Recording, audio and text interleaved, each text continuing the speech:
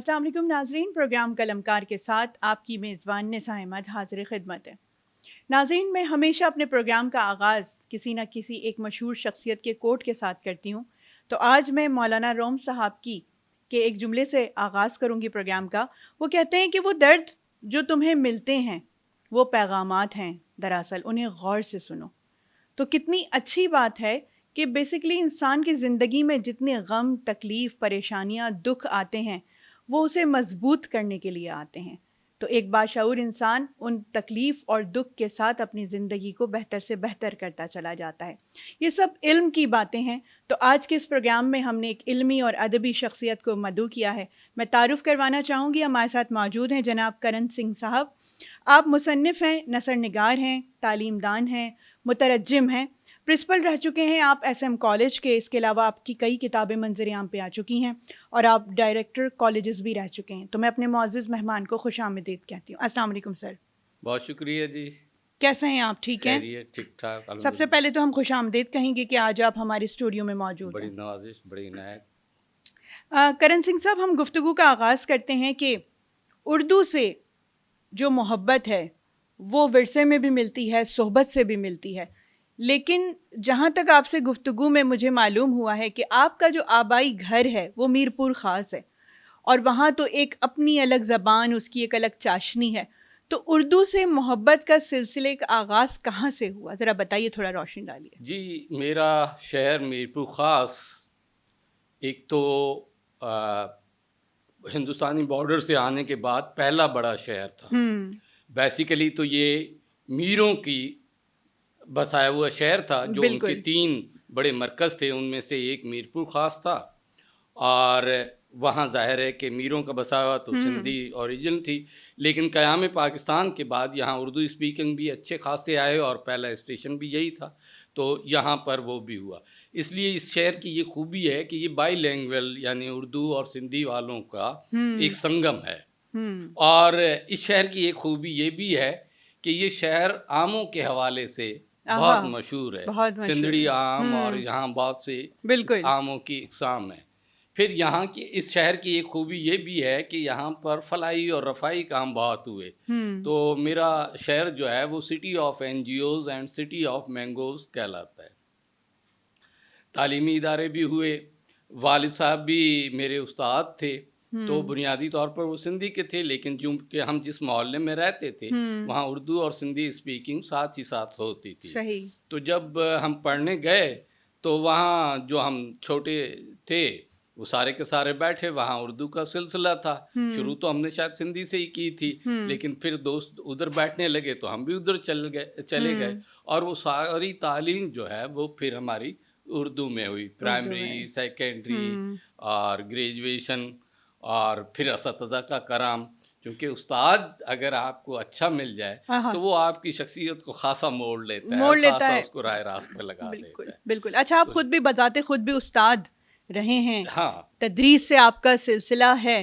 اچھا، اس زمانے کے اساتذہ کرام جو ہوا کرتے تھے اور آج کے زمانے کے میں اگر کمپیریٹیولی دیکھوں تو آپ کیا سمجھتے ہیں، کیا واضح فرق آپ کو نظر آتا ہے؟ دیکھیے، استاد بھی ہمارا اسی سماج کا حصہ ہے۔ جو سماج میں تبدیلیاں آتی ہیں وہ استاد میں بھی آتی ہیں، بالکل۔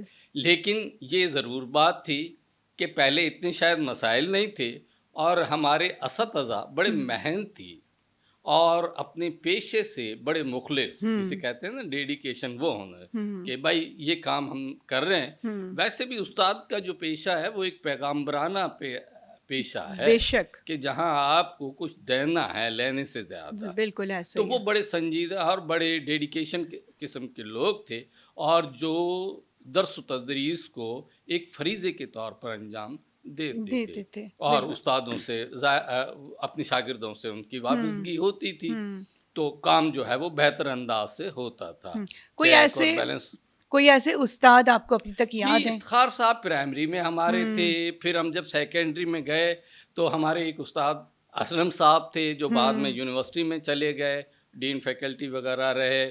پھر جب ہم کالج سائڈ میں یہاں تھے تو پروفیسر آفاق صدیقی آئے وہاں پر، اور وہ کالج اردو اور سندھی کے بہت ہی پارق تھے، شیخ ایاز کے بھی، اور ان کے ساتھ بیٹھ کے کام کرنے کا بھی موقع ملا. میرے پرنسپل محمد حسن صاحب جو تھے وہ بھی بہت ایک شفیق استاد تھے. تو ان کی صحبت میں ہمیں کچھ آگے بڑھنے کا اور کچھ ملا. شاید انہی کی یہ دین ہے, انہی کی شفقت ہے, انہی کی محبت ہے کہ ہم اس پیشے سے وابستہ ہو گئے. بالکل. اچھا, کالج اور یونیورسٹی سے بھی آپ کا گہرا تعلق رہا, جیسے کہ میں نے ابھی آغاز میں آپ کے تعارف میں کہا کہ آپ ڈائریکٹر کالجز بھی رہ چکے ہیں.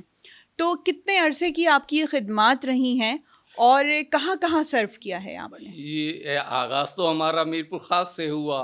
پھر جب لیکچرشپ ہوئی تو عمر کوٹ کالج بھیج دیے گیا, 2-3 سال وہاں رہے. پھر حیدرآباد ٹرانسفر کرا لیا, اور اب وہ کالج گورنمنٹ کالج حیدرآباد جو اب یونیورسٹی ہے, 5-6 سال وہاں رہے. پھر اپنے پیدائشی شہر چلے گئے شاہ عبد اللطیف کالج, وہاں پہ 5-7 سال رہے. پھر کراچی آ گئے تو Karachi S M arts and commerce college میں رہے. اس طرح سندھ یونیورسٹی اور کراچی یونیورسٹی سے بھی وابستگی رہی, اور درس و تدریس کے جتنے بھی فرائض تھے وہ سلسلے رہتے ہی تھے. پھر جب سکھر ڈائریکٹر وغیرہ ہو گئے تو خیرپور یونیورسٹی اور سکھر کالج سے بھی وابستگی رہی. کیا بات ہے. اچھا, ویسے سیکھنے کے عمل میں جو آپ شہر مستقل بدل رہے ہیں اور ہجرت کر رہے ہیں تعلیم کے ہی سلسلے میں اسے فروغ دینے کے لیے, تو ہر جگہ کی اپنی ایک ثقافت ہوتی ہے, اپنا ایک علم ہوتا ہے, وہاں کے اکابرین مختلف ہوتے ہیں. تو کتنا آپ کی شخصیت پہ اثر پڑا ان مختلف جگہوں پہ آنے جانے میں؟ جی, سیکھنے اور سکھانے کا عمل جو ہے وہ تا آخری عمر تک جاری رہتا ہے بالکل آدمی کا. تو آپ جہاں جاتے ہیں اس زمین سے, اس مٹی سے, ان اداروں سے اپنے آپ کو ایسوسیٹ کر لیں. تو جب ہم ان سے اپنے آپ کو جوڑ لیتے ہیں تو پھر آپ کو کام کرنے کا وہاں مزہ آتا ہے. بالکل. اور وہاں پھر کام ہونے لگتا ہے, کیونکہ آپ کی نیت پر ڈیپینڈ کرتا ہے کہ جی آپ کس طریقے سے. تو جہاں جہاں بھی ہم رہے, اپنے اساتذہ کا کرم, اللہ کا کرم, کہ ہم نے اداروں کو اپنے طور پر کچھ بہتر کرنے کی ضرور کوشش کی. مثلا جب میں یہاں ایس ایم کالج میں تھا تو میں اپنے بچوں کو کبھی ایسا یوٹی لے جاتا تھا کہ دیکھیے جی ادیب رضوی صاحب اور اس قسم کے ادارے یہ کام کرتے ہیں. اب ظاہر ہے بچوں کے لیے یہ بڑی ایک نئی بات تھی. اسی طرح میرے کالج کے سامنے جو ہے وہ میوزیم تھا, میں بچوں کو وہاں لے جاتا تھا کہ بھئی دیکھیے یہ بھی تہذیب ہے, اور کہاں کہاں کہ ان چیزوں سے سیکھیے دیکھیے. تو وہ بچوں کے لیے ایک حیرت انگیز بات ہوتی ہے. تو خالی ایک تدریس جو ہے وہ کتابی یا اس کا سلسلہ نہیں ہے, بلکہ اس کے ساتھ دیگر چیزوں سے بھی ہم ساتھ لے کر چلیں تو دلچسپی بھی رہتی ہے, اور سیکھنے کا عمل بھی جو ہے وہ جاری رہتا ہے. بالکل. اچھا کرن صاحب, آپ کی اسپیشلی بڑی خدمات ہیں مترجم کے حوالے سے, آپ ترجمے کرتے ہیں دوسرے ادب کو اردو زبان میں, ایک بڑا مشکل جو ہے وہ کام ہے. تو مجھے بتائیں یہ آپ کو جو شوق ہے, ایک تو کچھ خود سے اپنی زبان میں لکھنا ایک وہ الگ بات ہے, لیکن کسی زبان کو اپنی زبان میں ترجمہ کرنا یہ ایک بالکل الگ چیز ہے. تو یہ کہیں سے آپ کو واقفیت حاصل ہوئی یا کسی سے متاثر ہوئے؟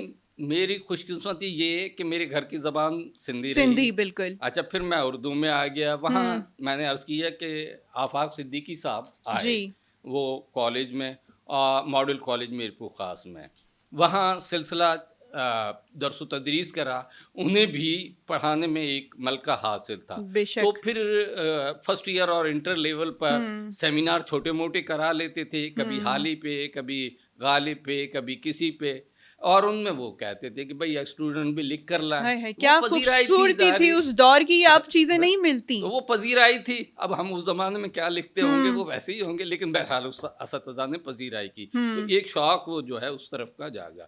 پھر آفاق صاحب جو ہے خود بھی بہت اچھے مترجم تھے, اور اس زمانے میں وہ شاہ لطیف پر کام کر رہے تھے, عکس لطیف کے نام سے, تو کچھ چیزوں کو تراجم وغیرہ کر رہے تھے. ظاہر آنا جانا اٹھنا بیٹھنا ہوتا تھا, تو وہ چیزیں بھی ہم دیکھتے تھے. تو پھر یہ انہوں نے کہا کہ جی آپ کو دونوں زبانیں آتی ہیں تو کچھ کیجیے ترجمہ. تو وہ پھر ہم ترجمہ کرنا, افسانے اور یہ چیزیں کرنا. پھر ہمارے یہاں ادبی نشستیں بہت ہوتی تھیں, حلقہ ارباب ذوق اور دیگر ادارے بھی تھے, تو وہاں بیٹھتے تھے. تنقیدی نشست سے پہلے جو ہے وہ ہوتے تھے کہ تازہ تخلیقات کے طور پر جو کوئی لکھتا ہے وہ سامنے آئے. تو ہم نے کہا چلے ٹھیک ہے جی ترجمہ کر لیتے ہیں. وہ کرتے تھے, ویکلی میٹنگ ہوتی تھی. تو وہاں سے ایک سلسلہ شروع چل نکلا. بالکل. تو یوں یہ ایک سلسلہ جو ہے وہ بن گیا. آتے رہے.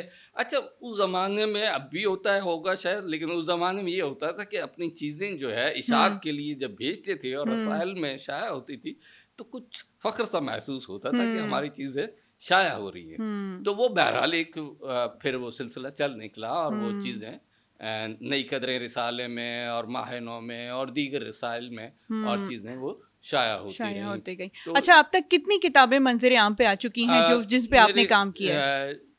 4 کتابیں آ چکی ہیں. ان میں تو ایاز صاحب کے جو ہیں, ایک تو شیخ ایاز کے خطوط ہیں, اور پھر ان کی بڑی ایک مشہور کتاب, یہ شیخ ایاز کے خطوط جو ہیں ان کی کتاب کا کاک ککوریا کاپڑی, اس پہ بندش بھی ہو گئی تھی لیکن پھر وہ اس کو وہ ہوا اور اس میں خاص انداز آئی. پھر ساہیوال جیل کی ڈائری, یہ کتاب میں نے اپنے استادی کے نام معاون کی, چونکہ ظاہر فیض وہیں سے حاصل آیا تھا. تو دوسری کتاب جو تھی میں نے اپنے ایک دوست آصف فروخی, ڈاکٹر آصف فروخی, وہ بھی ایک بڑے مترجم اور بڑا نام ہے ان کا بھی, بالکل. تو یوں کیا. پھر انہوں نے کہا کہ جی چلیں اور کچھ آگے بڑھیں, تو کچھ اور چیزیں کی, تو وہ ایک اور کتاب بھی ترجمہ ہو گئی, دنیا ساری خواب کے نام سے.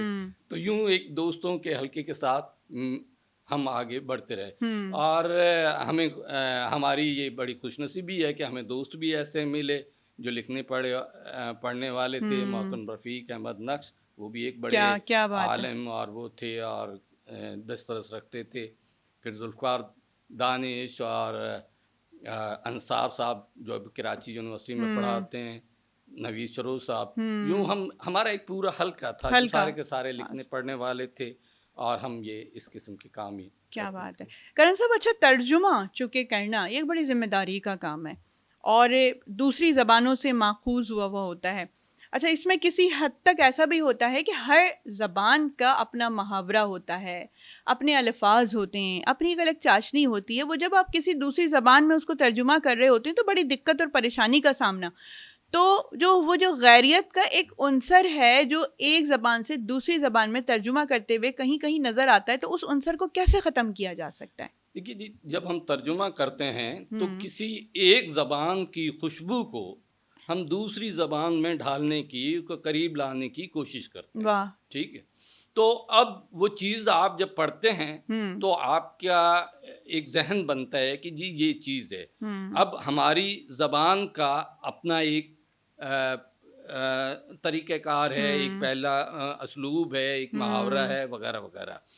لیکن جس زبان میں آپ ترجمہ کریں وہاں آپ کی دسترس نسبتاً زیادہ ہونی چاہیے کہ اگر ایک لفظ آپ کو نہ ملے تو دوسرا متبادل آپ کے سامنے آ جائیں. بالکل. اور یہ جب آپ مطالعہ کرتے جاتے ہیں تو خود بخود یہ چیزیں سامنے آتی جاتی ہیں, اور ایک بار آپ کرنے کے بعد دوسری دفعہ دیکھیں تو آپ کو اپنی چیز ترجمہ کی ہوئی میں پتہ چل جائے گا کہ اس سے بہتر چیز جو اس سے یہ لفظ اگر ہم لے آئیں تو اور بہتر ہو سکتا. تو یہ ہے جستجو کے خوب سے خوب تر کہاں والا سلسلہ ہوتا ہے کہ بھئی کام کرتے رہیں.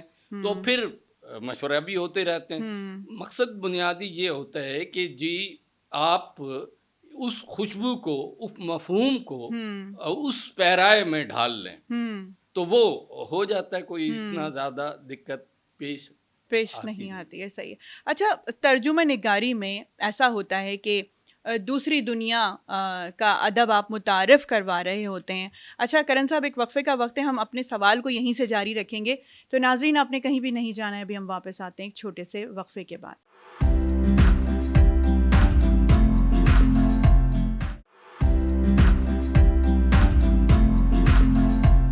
ویلکم بیک ناظرین, ہم واپس آ چکے ہیں اور گفتگو کا سلسلہ ہم وہیں سے جوڑیں گے جہاں سے ہم نے منقطع کیا تھا. تو کرن صاحب بڑی اچھی گفتگو آپ سے جاری و ساری ہے ترجمے کے حوالے سے, اردو کے حوالے سے, سندھی ادب کے حوالے سے. اچھا ہم یہ بات کر رہے تھے کہ غیریت کا خاتمہ ہو جائے, اپنی زبان کی طرح محسوس ہونے لگے. اچھا ترجمہ نگاری کا جو فن ہے ہم اس کو اس طرح بھی کہہ سکتے ہیں کہ جیسے ایک گلوکار جب کسی کی لکھی ہوئی غزل کو گاتا ہے تو وہ کلام کسی اور کا ہوتا ہے لیکن وہ اپنی گائیکی کی بدولت جب وہ مشہور ہوتا ہے تو بیسیکلی اسی کی بنیاد پہ وہ شاعر بھی مشہور ہو جاتا ہے. ہاں دیکھیے جب وہ گانے والا یا سنگر جو ہے پہلے اس کو مفہوم کو سمجھتا ہے. بالکل. بڑا نازک مرحلہ. جب آپ مفہوم کو سمجھ لیتے ہیں تو پھر اس کی ادائیگی آسان یا بہتر ہو جاتی ہے کیونکہ وہ چیز آپ کے اندر اتری ہوئی ہوتی ہے. تو پھر وہ ایک الگ ڈھنگ سے سامنے آتی ہیں. اسی طرح جب ہم چیزیں پڑھتے کرتے ہیں تو وہ ان کا ایک ظاہر تفہیم تو ہوتی ہے اور تفہیم ہو کر جب وہ ہماری اپنی زبان کے ساتھ ڈھلتی ہے تو وہ چیز جو ہے وہ اس کے ساتھ ایسوسیٹ ہو جاتی ہے. بالکل. ہاں البتہ یہ خیال رکھنا چاہیے ضرور مترجم کو کہ جو تحریر کی روانی ہے وہ برقرار رہے. اس کے لیے پھر مترجم کو مجھے بتائیں کتنا پڑھا لکھا ہونا، بہت ہی زیادہ ادبی ہونا، یہ کتنا زیادہ ضروری ہے؟ اس میں تو کوئی شک نہیں ہے کہ مطالعہ جو ہے آدمی کو مانچتا ہے. مطالعہ آدمی کو بہت آگے تک لے کے جاتا ہے. اگر مطالعہ نہیں ہوگا تو آپ کے پاس مترادفات نہیں آئیں گے، آپ کے پاس الفاظ کا وہ ذخیرہ نہیں ہوگا. تو وہ تو ہونا ہی چاہیے. لیکن پھر اس کے ساتھ جب آپ کام کرتے رہتے ہیں تو پڑھنے کے لیے کوئی پیمانہ نہیں ہوتا. بالکل. وہ تو آپ جتنا پڑھیں اتنا پتہ چلتا ہے کہ مزید چیزیں تو ہم نے دیکھی نہیں.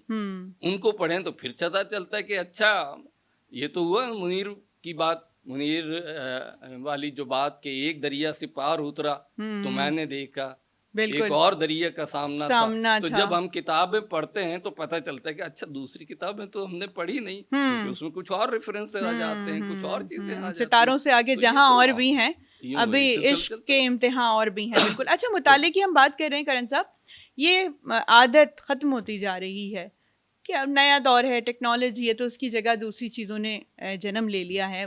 اس دور کے اندر بھی رہنا ہے تو آج کے جو نوجوان نسل جس ٹیکنالوجی کے اندر ہیں تو وہ ظاہر وقت کی ضرورت ہے. لیکن وہ جو ایک کتاب پڑھنے کا مزہ ہوتا تھا، پینسل ہاتھ میں رکھ کے لائن لگا کے آپ ماحول میں پڑھیں، تو وہ آپ ایجوکیشن میں بھی بہت عرصے سے ہیں. کیا محسوس کرتے ہیں کہ جس طرح ہم نے اور آپ نے اپنے دور میں کتابوں سے محبت کی، وہ آج محبت برقرار ہے؟ دیکھیے جب ہم چھوٹے تھے تو والدین ہمیں چھوٹی چھوٹی کتابیں لا کر دیتے تھے تحفتاً. ٹھیک ہے، کہانیوں کی ہوتی تھی، وہ پڑھتے تھے، مزیدار ہوتی تھی، وہ عادت ڈیولپ ہو جاتی تھی. اب شاید اتنی اس انداز کی رسائل والدین نہیں دیتے ہیں. یہ کیا ہے کہ وہ عادت ہے. دوسرا ادارہ یا دوسرا اسٹیپ ہوتا ہے ہمارے اسکول، کالجز، جہاں لائبریری بھی ہوتی ہے اور وہاں آپ یہ تربیت کریں کہ بھئی کیا آپ یہ چیزیں پڑھیں. تو اپنے سلیبس کی کتابوں کے ساتھ وہ بھی. تو اگر عادت ڈیولپ ہو جائے تو پھر تو مسئلہ نہیں ہے. لیکن اب ظاہر ہے چیزیں، ٹیکنالوجی آتی جا رہی ہے، متبادل آتے جا رہے ہیں اور وہ چیزیں بھی اپنی جگہ اہمیت رکھتی ہیں. چینج ہو گیا. اب کتاب پڑھنے کی بجائے جو ہماری جدید ٹیکنالوجی ہے وہ کہتے ہیں کہ اتنا وزن اٹھانے کی ضرورت نہیں ہے، آپ کے موبائل میں ایک بڑی ساری لائبریری بہت چھوٹے سے ٹائم میں اور بہت چیزیں ہیں. تو اس میں آپ دیکھیں اب ہمارے بچے جو ہیں ان کے سارے کمپوزنگ وغیرہ ہے اس پہ ہوتے ہیں، وہ فٹافٹ اسی میں وہ دیکھتے ہیں، نکال لیتے ہیں، پڑھتے ہیں. PDF میں آپ کتابیں پڑھی جا سکتی ہیں. ان کی تربیت ہی ویسی ہوئی ہے کہ وہ چھوٹی چھوٹی چیزوں کو دیکھ کے اور پڑھ لیتے ہیں. وہ ٹیکنالوجی سے نسبتاً زیادہ ایسوسیٹ ہیں. تو یہ تو پھر غلط بات ہوئی اگر ہم یہ کہتے ہیں کہ کتاب سے دور ہو گئے. کتاب کی جگہ جب ان کو دیا ہی ٹیکنالوجی کے ذریعے جا رہا ہے یہ سارا علم، تو وہ اس دور کی ضرورتوں کے حساب سے منسلک ہیں. کتاب سے دور نہیں ہوئے، موڈیفائی آپ کہہ لیں، موڈیفیکیشن ہو گئی ہے. کتابیں اب بھی وہ ان چیزوں سے حاصل کر لیتے ہیں. ہمیں تو چونکہ اس میں فارم میں چاہیے تھا تو ہماری دسترس تو دور ہے، لیکن وہ جاتے ہیں فٹافٹ گوگل پہ جاتے ہیں، فٹافٹ دوسری جگہ جاتے ہیں، جو ان کی ضرورت کی چیزیں ہیں وہ فٹافٹ ان میں سے کتابوں میں سے حاصل کر لیتے ہیں. تو وہ ہے.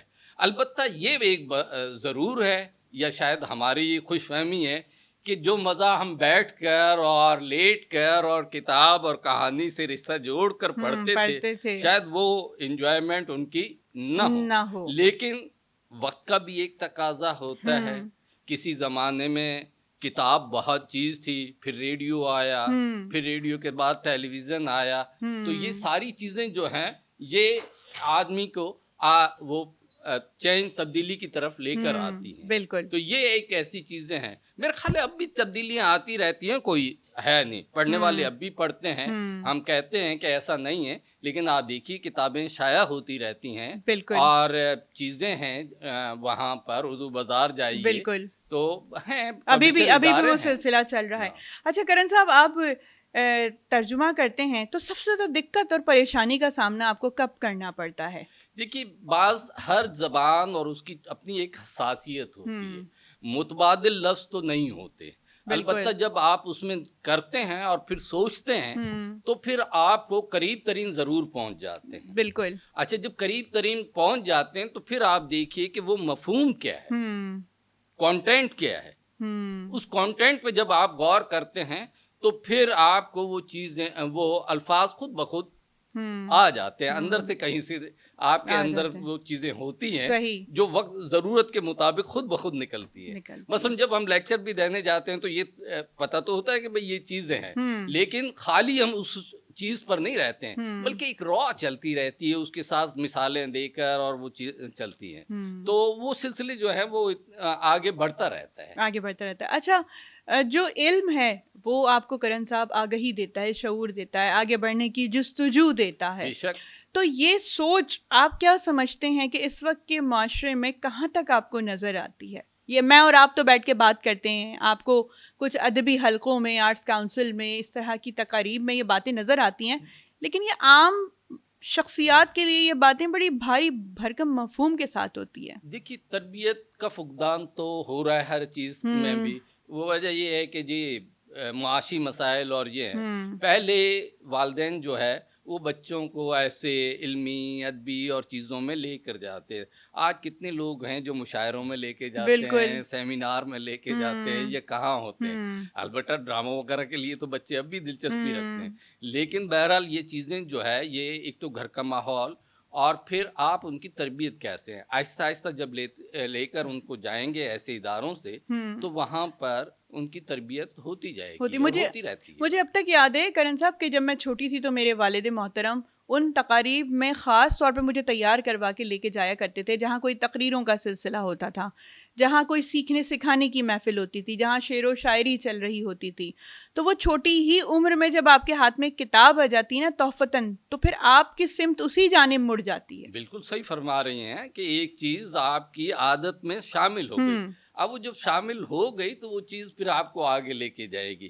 اور ظاہر ہے کہ جو چیزیں پڑھتی جاتی ہیں تو ذہنی وسعت میں بھی اضافہ ہوتا جاتا ہے، اور نئی نئی چیزیں سامنے آتی رہتی ہیں، تو یوں ذہن کی کشادگی بھی ہوتی رہتی ہے. اچھا، سندھی زبان کے ادب کو آپ نے اردو میں ترجمہ کیا تو کس حد تک پذیرائی ملی؟ آپ کو ایسا کب محسوس ہوا کہ ایک آپ نے بڑی ذمہ داری کا کام کیا اور آپ کو ایسا لگا کہ یہ ادب پہلے اتنا زیادہ پڑھا نہیں جاتا تھا، اردو میں ترجمہ ہونے کے بعد اس کے قاری میں اضافہ ہو گیا ہے؟ دیکھیے ہم نے شاہ لطیف کے بعد سندھ میں ایک بڑا شاعر شیخ ایاز تھا، وائس چانسلر رہے اور بھی ان کی خدمات ہیں اور وہ خدمات ہیں. اچھا، ان کی اس سے پہلے بھی ہم چاہتے تھے آصف اور ہم کچھ کام کرنا چاہتے تھے، اس وقت ہوا نہیں. ڈیتھ کے بعد یہ ہوا کہ جی کوئی چیز مرتب کی جائے، تو وہ سلسلہ وہ خطوط کا تھا، وہ نہیں. اچھا، جب 2-4 خطوط کیے تو انہوں نے کہا بھائی کچھ اور آگے کر لو. وہ اور آگے کر لیے، پھر وہ اتنا کام ہوا کہ کتابی صورت میں ہو گیا. اور جب اتنا کام ہوا تو پھر مجھے خیرپور یونیورسٹی سے بھی ریکوگنائز کیا گیا اور وہ شیخ ایاز ایوارڈ بھی دیا گیا. تو کام جب آپ کرتے ہیں تو کام آپ کی شناخت بنتا ہے اور پہچان بھی بنتا ہے. تو جو کچھ بھی کام کیا، اگرچہ اتنا زیادہ نہیں ہے، لیکن بہرحال میں وہ میرا کام جو ہے میری ایک پہچان کا حوالہ بھی بنا، اور اداروں نے بھی ریکگنائز کیا، بلکہ کلچر ڈپارٹمنٹ کی طرف سے بھی اور بعض اوقات نظر ثانی کی چیزیں بھی آتی ہیں کہ جی یہ ترجمہ ہو کر آئی ہیں ہمارے پاس، آپ ان کو دیکھیے. کیا بات تو ہے، وہ چیزیں پھر آدمی کو پہچان بن چلتا جاتی ہے ہیں. کہ جی بالکل ہاں کچھ بالکل. آپ کر رہے اچھا، ہیں. ابھی آپ نے خطوط کی بات کی تو خطوط سے مجھے ایک بڑے اردو ادب میں مشہور خطوط غالب یاد آ جی جاتے ہیں. بالکل. مجھے کالج کے زمانے میں پڑھے بڑا مزہ آتا تھا. اچھا، وہ بھی ایک ادب ہے آپ سمجھیں. جی بالکل ہے. خطوط کے حوالے سے اچھا، پہلے یہ بڑا والدین کیا کرتے تھے کہ پین پیپر لے کے اپنے چھوٹے بچوں کو ہی بٹھایا کرتے تھے اور ان سے باقاعدہ لکھوایا کرتے تھے. وہ بھی تربیت کا ایک سلسلہ ہوتا تھا. بالکل تو سر خطوط ہے. غالب کو آپ اردو ادب میں کس نگاہ سے دیکھتے ہیں؟ دیکھیے غالب کا تو شاعری کے حوالے سے بے بدل شاعر، کوئی نہیں. ٹھیک ہے جی، بہت مختصر کام لیکن بہت جامع. جامع. اور پھر اتنی ان کی قابلیت جو ہے نثر میں بھی آتی ہے، کیونکہ جو مکالمے کا انداز، جو گفتگو کا انداز انہوں نے ان اپنایا خطوط میں اپنایا، وہ اس سے پہلے ہمارے پاس نہیں تھے. نہیں تھا. وہ تو بالکل ایسے ہی لگ رہا تھا، خط تھوڑی لکھ رہے ہیں، سامنے وہ بیٹھا تو ہوا ہے. سامنے بیٹھے کلام کر رہے ہیں کہ اے بالکل میرن ادھر آؤ، بات بالکل سنو. بالکل. تو اب وہ جو چاشنی تھی وہ بڑی اٹریکٹ کرنے والی تھی، اور بہت سادہ الفاظ میں ہے اور ایک بالکل روانی کے ساتھ چلتے رہتے ہیں. اور یوں لگتا ہے کہ سامنے والے سے آپ گفتگو اور وہ کر رہے ہیں. تو وہ ان کا پھر اس کے بعد ہمارے یہاں یہ سادگی آ گئی. لیکن اس سے پہلے کے جو خطوط تھے وہ تو بڑے القاب و آداب اور وہ سارے سلسلے تھے. ظاہر ہے کہ وہ بوجھل بھی ہوتے تھے. اور یہ تو یہ ایک نئی طرز انہوں نے ہمیں دی تھی، جس کو بعد میں اسی طرز کو اختیار کیا گیا کہ اور خاصی پذیرائی حاصل ہوئی. اور یہ سارے اچھا، جیسے ابھی آپ نے زبان کی چاشنی کی بات کی، اسلوب جس طرح سے پڑھنے والے کو مزہ آتا ہے، اب اس تحریر میں گم ہو جاتا ہے. وہ بڑے نام آج تک بھی زندہ ہیں. اسی طریقے سے اگر میں بڑے نثر نگار یا ڈرامہ نگاروں کی بات کروں تو اس میں پریم چند صاحب ایک بہت بڑا نام. اگر میں نے ان کی کوئی افسانہ پڑھا ہے تو اس میں منظر نگاری پہ خصوصی طور پہ ان کو جو زبردست ہاتھ ان کا بیٹھا ہوا تھا کہ وہ جس طرح سے گھما کے لے آتے تھے، ایسا لگتا تھا کہ آپ اسی منظر میں کہیں گم ہو گئے ہیں، اسی جگہ بیٹھے ہوئے ہیں. جی دیکھیے، تخلیق کار ہوتا ہی وہ ہے جس کا مشاہدہ تیز ہوتا ہے اور وہ آگے کی چیزیں دیکھ لیتا ہے، محدود نہیں ہوتا. یعنی پریم چند کے یہاں تو ہمیں دیہات کا ماحول بالکل زیادہ ملتا ہے. اور وہاں کے جو مسائل تھے، گودان دیکھ لیں یا دوسرے ہیں، اور وہ تو خیر ایک پوائنر بھی تھے ترقی پسند تحریک کے اور حقیقت نگاری کے. تو انہوں نے اس وقت کے مسائل بیان کیے کہ دیکھیے حقیقت ہمارے یہاں کیا ہیں، اور ظاہر ہے کہ وہ سامنے لے کر آئے خود ہے. ان کے بعد ایک اور تھاٹ بھی ہمارے یہاں سامنے آتا تھا جو تھا کرشن چندر کا. ان کے یہاں منظر نگاری بہت ہے، کشمیر کا اور دوسرا اور یہ تھا. لیکن حقیقت یعنی حقیقت نگاری سے یا پھر وہ 1935 اور 36 میں ہمارے یہاں ایک انجمن ترقی پسند مصنفین قائم ہوئی، جس کا اپنا ادب میں ایک رول ہے کہ انہوں نے حقیقت نگاری کی طرف لے کر آئے. گو ادب کا محظوظ کرنے کا ایک پہلو تو ہے ہی جو ہمارے یہاں پہلو سے ہوتا آیا، جس کو ہم کہتے تھے کہ بھائی گل اور بلبل اور عشق اور یہ چیزیں بھی زندگی میں ہیں، لیکن اور بھی غم ہے زمانے میں محبت کے سوا. تو وہ بات کے جو غم ہیں انہوں نے جو ہے وہ نریشن کیا ہے. تو وہ حقیقت نگاری کی طرف آئے اور وہاں سے پھر ظاہر ہے کہ ادب کا یا تعلیم کا یہ جو دھارا ہے وہ رکتا نہیں ہے بلکہ آگے کی طرف چلتا رہتا ہے. پھر اس میں نئی نئی شاخیں بھی آتی رہتی ہیں. حقیقت نگاری کی ابھی آپ نے بات کی کہ اس دور میں ایک مصنفین کی ایک پوری باقاعدہ جماعت ترتیب دی گئی اور تحریک شروع ہوئی. اچھا، ایک اچھا رائٹر جب ایک پڑھنے والوں کے درمیان بڑی اہمیت اختیار کر جاتا ہے تو یہ میرا جہاں تک خیال ہے کرن صاحب، اس وقت کی ضرورت اس کو محسوس کرنی چاہیے چونکہ قارئین کی محبت اس کے ساتھ ہوتی ہے. تو جو اہم نکات ہیں، جو مسائل ہیں، انہیں اپنے کسی نہ کسی ڈرامے یا کسی تحریر میں اجاگر ضرور کرنا چاہیے.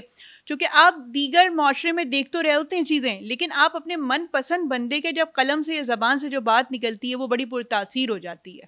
جی چونکہ مسائل تو موجود ہیں اور جو یہ تخلیق کار ہیں ان کو قدرت کی طرف سے یہ انعام ملا ہوتا ہے کہ وہ اس پوائنٹ تک پہنچ جاتے ہیں اور دیکھ لیتے ہیں اور وہ اس میں سے گوہر نکال لیتے ہیں. پھر اس کو وہ جو بیان کرتے ہیں تو عام قاری بھی اس کو توجہ دیتا ہے کہ اچھا جی یہ یوں بات ہے، اس کو اس انداز سے بھی ہم دیکھ سکتے ہیں، تو وہ ان چیزوں کو آگے تک پہنچا دیتا ہے جب اس چیز کو ڈسکرائب کر دیتا ہے۔ بعض اوقات ہوتا ہے کہ اس کے وقت میں ایسی چیزیں سمجھ میں نہیں آتی اور بعد میں اس کو زیادہ وسیع انداز سے دیکھتے ہیں، جیسے اگر ہم سعادت حسن منٹو کو لیں، ان پر کچھ الزامات لگتے رہے وغیرہ، لیکن ظاہر ہے کہ وقت نے ثابت کیا کہ جی ایسی بات نہیں تھی، وہ کتنا بڑا لکھاری تھا، کتنے بڑے لکھاری ہیں۔ بالکل۔ تو اسی طریقے سے اور بھی چیزیں ہم دیکھتے ہیں، تو وہ بہت جو ہے وہ ایک چیز نریٹ کرتے جاتے ہیں اور سماج کو بتاتے جاتے ہیں کہ جی ہمارے یہ سماجی مسائل ہیں، ان پر غور ہونا چاہیے، ان کو سمجھنا چاہیے، ان کو دیکھنا چاہیے، اور جب ہم چیزیں پڑھتے ہیں تو پھر ہم غور کرتے ہیں کہ جی ہاں یہ بھی ہمارا مسئلہ ہے، یہ چیز اس پر بھی ہمیں نظر رکھنی چاہیے، یہ بھی دیکھنا چاہیے۔ بالکل کرن صاحب، ایک وقفے کا وقت ہے، تو ناظرین آپ نے کہیں بھی نہیں جانا ہے، ابھی ہم واپس آتے ہیں ایک چھوٹے سے بریک کے بعد۔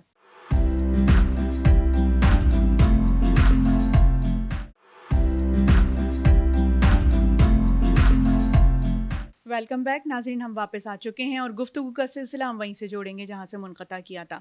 بہت ہی سیر حاصل گفتگو جاری ہے آپ کے ساتھ کرن صاحب، ترجمے کے حوالے سے بات ہو رہی ہے، اردو ادب کے حوالے سے بات ہو رہی ہے، بڑے بڑے لکھاری جو گزر چکے ہیں پچھلی صدی میں ان کے حوالے سے ہم نے بات کی۔ اچھا، ترجمے کی جانب میں واپس آتی ہوں کہ کیونکہ یہ روایت ہمیں مغرب کی جانب سے ملی ہے، ورنہ پہلے اردو ادب میں ہمیں یہ کیفیت نہیں ملتی تھی، ہم نے یہ وہاں سے مستعار لی اور اس کے بعد اسے اپنا لیا ہم نے۔ تو دو طریقے کے ترجمے ہوتے ہیں، ایک تو آزاد ترجمہ ہوتا ہے، ایک لفظی ترجمہ ہوتا ہے، ان دونوں میں تھوڑا سا بتائیے سامعین کو، ہمارے ناظرین کو۔ زیادہ تر اب ان کے بین ہی دیکھیں، نہ حرف بحرف یا لفظ بلفظ ترجمہ کیا جا سکتا ہے، اور نہ اتنی آزاد ہو سکتا ہے کہ جی وہ کانٹینٹ کچھ اور ہو اور ہم اپنے طور پر کچھ اور کانٹینٹ کر وہ آپ کا ہی کلام بن جائے ایسا لگے، تو ایسا نہیں ہوتا، لیکن آپ اس کے قریب ترین رہے، مفہوم ہے ان کا، الفاظ تو ظاہر ہے وہ نہیں آ سکتے، مثلا انگریزی، فرانسیسی، عربی یا وہ لیں، وہ الفاظ ان کا اپنا ایک بیک گراؤنڈ ہوتا ہے، تو وہ آپ اپنے اس میں دائرہ کار میں لے کر آئیں، تو آپ کے یہاں پہ بھی الفاظ ایسے موجود ہیں۔ دنیا میں ہم دیکھتے ہیں کہ پولش اور دیگر کئی زبانوں کا رشین لٹریچر انگریزی میں تو نہیں لکھا گیا، بالکل، وہ تو دوسری ان کی اپنی زبانوں میں تھا، لیکن جب انگریزی میں ترجمہ ہوا تو دنیا میں پھیلا، اور ترقی پسندی کا سلسلہ وہیں سے رشتہ جوڑا اور سارا آگے بڑھا، اور آج ٹالسٹائے کو یا باقی جو ادیبوں کو انگریزی کے حوالے سے زیادہ جانا جاتا ہے۔ پھر اس کے بعد اگر ہم دوسری علاقائی زبانوں کا دیکھیں تو ظاہر ہے کہ تھوڑا سا ایک محدود حلقہ ہوتا ہے، لیکن جب وہ چیزیں اردو میں آتی ہیں تو ایک بڑا وسیع حلقہ ان کو مل جاتا ہے، اور اس کا دائرہ کار جو ہے وہ زیادہ بیٹھ جاتا ہے۔ تو اس طریقے سے آپ دیکھیں کہ بہت سارے ادارے جو ہے وہ کام کرتے ہیں، ہمارے یہاں بھی ایسے کئی ادارے ہیں، سندھی میں بھی تراجم ہوتا ہے، سندھی ادبی بورڈ نے بہت سارے تراجم کیے، ہمارے یہاں اکیڈمی آف لیٹرز نے تراجم کیے، اسی طرح مجلس سے ترقی ادب وغیرہ اگر دیکھیں تو بہت سارے وہ ہوئے، تو یہ ایک طریقے سے اس کو وسعت دینے کا بھی کام ہے تاکہ زیادہ قارئین تک، زیادہ لوگوں تک وہ بات پہنچے، اور یقیناً اس دائرے کار سے تو وہ آگے پہنچ ہی جاتے ہیں۔ ہمارے پاس بیشتر علم جو ہے وہ ترجمے سے بہت زیادہ آتا ہے، اور ترجمہ آپ کو دوسری تہذیب، دوسری ثقافت ان سے بھی روشناس کراتا ہے، اور آپ کے ذہن کو وسعت عطا کرتا ہے۔ بالکل۔ اچھا، عمومی طور پہ یہ دیکھنے میں آیا ہے کہ جو دوسری دنیا کا ادب ہے وہ جب کسی دوسری زبان میں کنورٹ ہو کے آتا ہے تو وہ اپنی زبان میں اتنا مشہور نہیں ہوتا، وہ سیل جب ہوئی ہیں کتابیں، اس نے ایک بالکل ہی الگ دنیا دکھا دی اس مصنف کو۔ تو کیا یہ حقیقت ہے کہ جب ترجمہ ہوتا ہے کسی اور زبان میں تو مصنف کو اور زیادہ وسعت ملتی ہے، اور زیادہ پہچان ملتی ہے؟ یقینی بات ہے، چونکہ مصنف نے جہاں رہتا ہے اس کے سیاق و سباق یا اس کا اپنا ایک پس منظر ہے، اب وہ پس منظر سے آگے نکل رہا ہے، اور جو مترجم ہے اس کا کچھ اور پس منظر ہوتا ہے، اور اس کے پیش نظر بھی یہی ہوتا ہے کہ جی اب میں زیادہ وسیع دائرہ کار کو کور کرنا چاہتا ہوں, آگے پہنچانا چاہتا ہوں. تو وہ جو دنیا کی بین الاقوامی زبانیں ہوتی ہیں ان میں لے کر جاتا ہے, اس پس منظر میں, اس سیاق و سباق میں, اور اس چیزوں کو وہ بیان کرتا ہے. تو یقیناً اس کا دائرہ کار میں اضافہ ہوتا ہے اور وہ زیادہ پذیرائی حاصل کرتی ہیں. بالکل. اس میں کوئی کسے پڑھنا پسند کرتے ہیں آپ؟ کس مصنف کو, پچھلی صدی کے یا اس سے آگے کے صدی کے, کس کی تحریر نے آپ کو بے حد متاثر کیا ہے؟ ظاہر ہے کہ ماضی میں جو کچھ ہم نے پڑھا وہ اردو کا کلاسیکل ادب وغیرہ وہ ہے, انہوں نے ہماری بنیاد مضبوط کی. اور پھر اب جدید ادب اور چیزیں سامنے آتی رہتی ہیں, وہ چیزیں پڑھتے رہتے ہیں. تو ایک ان چیزوں کی بنیاد پر ہم آگے بڑھتے رہتے ہیں. اب بہت ساری چیزیں ہیں, وہ ہم فکشن زیادہ تر پڑھتے رہتے ہیں, ظاہر شاعری بھی پڑھتے رہتے ہیں. چونکہ تدریس کا معاملہ تھا تو بہت ساری چیزیں پڑھتے رہے. پھر تنقید اور تحقیق کی بھی ایک آ جاتی ہیں, اور ہم خود بھی پھر جب پی ایچ ڈی وغیرہ کے یہ کرنے لگے تو تحقیق کی طرف آ گئے تھے. تو یہ جو نثر نگاری ہے جس میں ہم ایک بہت ہی براڈ ویژن پہ فکشن کو لے لیتے ہیں, ڈرامہ ہے, افسانہ نگاری ہے, سفر نامے آ جاتے ہیں, اس میں خطوط آ جاتے ہیں, اور بہت ساری اور بھی چیزیں. تو کس کو آپ سمجھتے ہیں کہ کلاسیکل دور میں جو اس وقت کے لوگ گزر چکے ہیں, یا اس کے دوسرا بھی ایک دور آیا جو تقریباً 50-60 کی دہائی کے بعد آیا, ایک بڑا مشہور اور معروف دور آیا, ہم انتظار حسین کا نام دیکھتے ہیں, قرۃ العین حیدر صاحبہ کا نام ہے, ہمارے پاس بڑی رائٹر فاطمہ ثریا بجیہ صاحبہ گزری ہیں, اشفاق احمد صاحب ہیں, بانو قدسیہ ہیں, اور بھی بہت بڑے بڑے نام ہیں.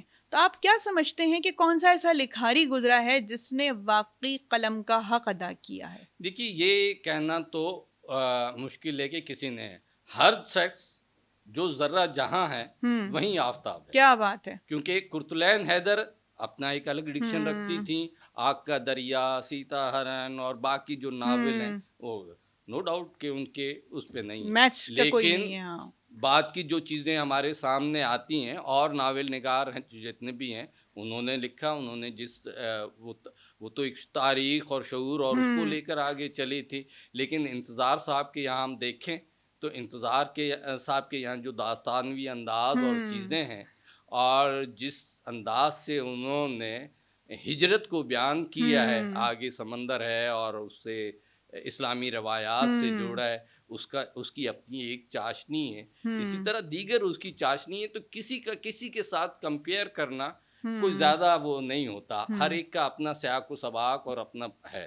لیکن دیکھنا یہ چاہیے کہ کیا اس نے اس چیز کا حق ادا کیا اور لوگوں نے اس کی پذیرائی کی. تو ہم دیکھتے ہیں کہ بالکل کی, مثلا شوکت صدیقی کے اگر ہم ناول دیکھیں, کیا بات ہے, بعد میں جب ڈراماٹائز بھی ہوئے تو پورا کے پورا جو ہے لوگ وہ جانگلوز دیکھنے کے لیے روڈ خالی ہو جایا کرتے تھے, وغیرہ بند کر کے وہاں پہنچتے. بالکل. تو یہ ظاہر ہے کہ ہم یہ نہیں کہہ سکتے کیسے, لیکن ایک چیز تھی. اور پھر جب وہ ڈراماٹائز ہوتے ہیں تو اس میں ایک اور چاشنی پیدا ہو جاتی ہے. اسی طرح فاطمہ ثریا بجیہ صاحبہ کے جو تھے وہ بھی ایک بڑے چیز تھی. تو یہ تھے کہ انہوں نے ہمارے سماج کو سامنے لے کر آئے کہ یہ دیکھیے ہمارے سماج میں بھی یہ چیزیں ہیں, یہ حقیقت تو زندگی کے مختلف پہلو ہیں جن کو عکاسی کی جاتی ہے, جن کی مصوری کی جاتی ہے. بالکل ایسے ہی ہے. اچھا, آپ پرنسپل بھی رہ چکے ہیں اور تعلیم سے بڑے عرصے تک آپ وابستہ رہیں. آپ کیا سمجھتے ہیں کہ چونکہ ہم علم کی باتیں کر رہے ہیں تو اس وقت جو سلیبس یا ایجوکیشن سسٹم پاکستان میں رواج پذیر ہے, آپ اس سے مطمئن ہیں یا آپ سمجھتے ہیں اس میں کوئی رد و بدل ہونا چاہیے؟ جی مطمئن تو نہیں ہے, کیونکہ ہمارے یہاں سلیبس کئی سال سے وہی چلا آ رہا ہے, جبکہ دنیا آگے جا چکی ہے اور نئی چیزیں آنی چاہیے سامنے, اور اس کا احساس بھی ہے. لیکن چونکہ یہ ایک لمبا پروسیجر ہوتا ہے اور اس کو تبدیل کرنے میں وقت لگتا ہے, کہ کہیں احساس ہو, پھر ادارے ہوتے ہیں, ادارے کا اپنا ایک دائرہ کار ہوتا ہے, ہم صرف تدریس والے لوگ ہوتے ہیں, اور سلیبس بنانا کسی اور کی ذمہ داری ہے, اس کی امپلیمیشن پھر جب ہم دیکھتے ہیں تو ہماری آواز وہاں تک پہنچتی ہے کہ بھائی یہ تو ہم 15-20 سال سے پڑھا رہے ہیں, اب اس میں کچھ چیزیں تبدیل ہونی چاہیے. تو اس سلسلے میں جیسے انٹرمیڈیٹ لیول پر بورڈ میں دو سیمینار ہوئے اور یہ احساس پایا گیا کہ بھائی اب سلیبس کو تھوڑا تبدیل ہونا چاہیے، تو کسی حد تک وہ تبدیل بھی ہوا ہے۔ پھر حکومتوں کے بھی اس میں معاملات ہوتے ہیں کہ جس قسم کے نظریات رکھنے والی حکومت آ جاتی ہے وہ بھی پھر ان کا ایک انفلوئنس ہوتا ہے، بالکل، تو وہ تبدیلی ہوتی ہے۔ بہرحال احساس تو پایا جاتا ہے کہ جی اب ہمیں دنیا بہت تیزی سے آگے جا رہی ہے اور دنیا کے ساتھ ہمیں قدم سے قدم ملا کر چلنا پڑے گا، اس کے بغیر ہم سروائیو نہیں کریں۔ تو اب ہمیں نئی چیزیں اپنے سلیبس میں لانی چاہیے اور آہستہ آہستہ وہ چیزیں آ بھی رہی ہیں۔ اب سلیبس تبدیل کرنے کا احساس زیادہ شدت کے ساتھ محسوس ہو رہا ہے اور کچھ چیزیں تبدیل بھی ہوئی ہیں۔ بالکل کرن صاحب، گفتگو کرتے ہوئے پروگرام کا وقت کہاں نکل گیا اندازہ ہی نہیں ہو سکا۔ جاتے جاتے کوئی نوجوان نسل کو کوئی پیغام دینا چاہیں گے آپ؟ دیکھیے جی، آپ جس جگہ بھی ہیں، جو بھی کام کر رہے ہیں، آپ اس کو اپنے صداقت کے ساتھ کہ جی یہ چیز میں کر رہا ہوں، یہ میرا پیشن ہے، تو آپ سنجیدگی کے ساتھ اور صداقت کے ساتھ کریں گے، کوئی بھی کام ہو، تدریس ہو، مصوری ہو، لکھنا ہو، پڑھنا ہو، تو آپ بالکل اس جگہ پر پہنچیں گے جہاں وہ چیز آپ کی ایک شناخت بن جائے گی۔ تو آپ کی جو وابستگی ہے وہ اس چیز سے ظاہر ہونی چاہیے۔ کیا بات ہے کرن صاحب، بے حد شکریہ کہ آج آپ ہمارے پروگرام میں آئے اور ایک بہت ہی اچھے پروگرام کے ساتھ آپ نے باتیں کی۔ بہت شکریہ جی، آپ نے بلایا اور گفتگو کرنے کا موقع دیا، بہت مہربانی، بہت شکریہ۔ بہت شکریہ۔ تو ناظرین، یہ تھا ہمارا آج کا پروگرام۔ جاتے جاتے ہمارے آج کے مہمان نے پیغام دیا کہ آپ جو بھی کام کیجئے صداقت کے ساتھ کیجئے، ایمانداری کے ساتھ کیجئے، چونکہ دنیا میں آپ جتنے وقت کے لیے بھی آئے ہیں، یہ وقت بھی آپ کے پاس ایک امانت کے طور پر ہے، تو اس امانت میں آپ نے خیانت نہیں کرنی ہے۔ تو اگلے پروگرام تک کے لیے اپنی میزبان نساء احمد کو اجازت دیجیے گا۔ اپنا بہت زیادہ خیال رکھیے گا۔ اللہ نگہبان۔